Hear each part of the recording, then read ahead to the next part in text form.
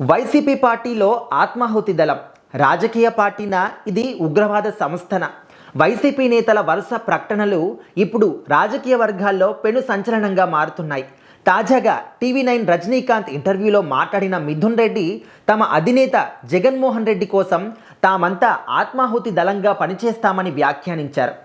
బాధితాయుతమైన MP స్థానంలో ఉండి ప్రజాస్వామ్య వ్యవస్థలో ఇలాంటి పదజాలాన్ని వాడటం చర్చనీయాంశమైంది. పార్టీ పట్ల విధేయత చాటుకోవడంలో తప్పులేదు, కానీ ఆత్మాహుతి అనే పదం తీవ్రవాద భావజాలానికి దగ్గరగా ఉండడంతో రాజకీయ విశ్లేషకులు విస్మయం వ్యక్తం చేస్తున్నారు. మిథున్ రెడ్డి ఒక్కరే ఇలాంటి వ్యాఖ్యలు చేయలేదు.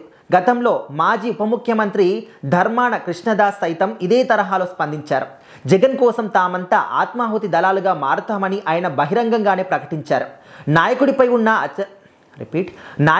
ఉన్న అచంచలమైన విశ్వాసాన్ని చాల్చెప్పే క్రమంలో వీరు వాడుతున్న ఈ పదజాలం ప్రజాస్వామ్యయుతమైన ఒక రాజకీయ పార్టీ లక్షణాల కంటే ఉగ్రవాద సంస్థల పనితీరు ఎక్కువగా కనిపిస్తోంది.